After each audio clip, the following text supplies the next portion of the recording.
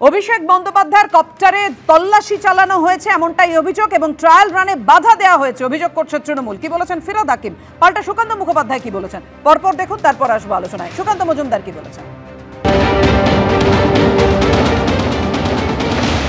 অসভ্যতার চূড়ান্তে এই সরকার নেমে এসেছে। সেন্ট্রাল এজেন্সি ইনক্লুডিং ইনকাম ট্যাক্সকে তারা বিরোধীদের হেনস্থা করতে কাজে লাগাচ্ছে।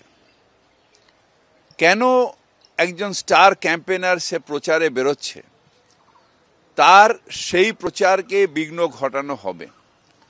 কেন আননেসেসারি হ্যারাসমেন্ট করা হবে?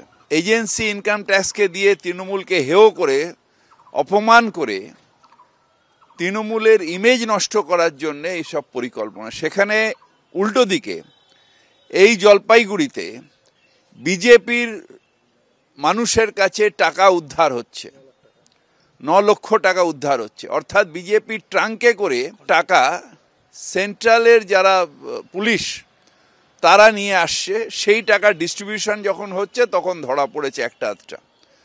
বিজেপি টাকার খেলায় ইলেকশন চেষ্টা করে, টাকা ছড়িয়ে এজেন্সি দিয়ে, আর তৃণমূল কংগ্রেস মানুষকে সাথে নিয়ে, মানুষকে সঙ্গে নিয়ে ইলেকশন জেতার চেষ্টা করে। দেখুন, ডায়লগবাজি ছাড়া অভিষেক বন্দ্যোপাধ্যায় কিছু পারেন না।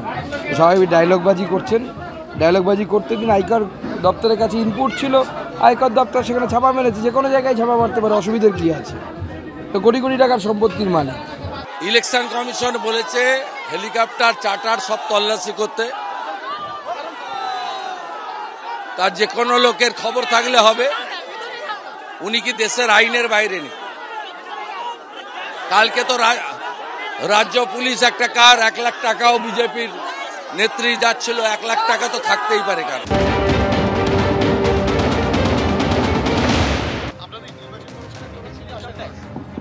আমাদের ডাকা হয়েছিল, তাই আমরা এসেছি। আমাদের এআরও তরফ থেকে অ্যাসিস্ট্যান্ট রিটার্নিং অফিসার আমাদের বলা হয়েছিল এখানটা একটু যেতে দরকার আছে। না, এগুলো আপনাদের সঙ্গে শেয়ার করা যাবে না। সেটা আয়কর দপ্তর জানে। না, আমরা কোনো অ্যাটেন্ড নিই, ওটা আমি বলতে পারবো না। আমরা কিছু দেখিনি, আমরা কিছু পাইনি।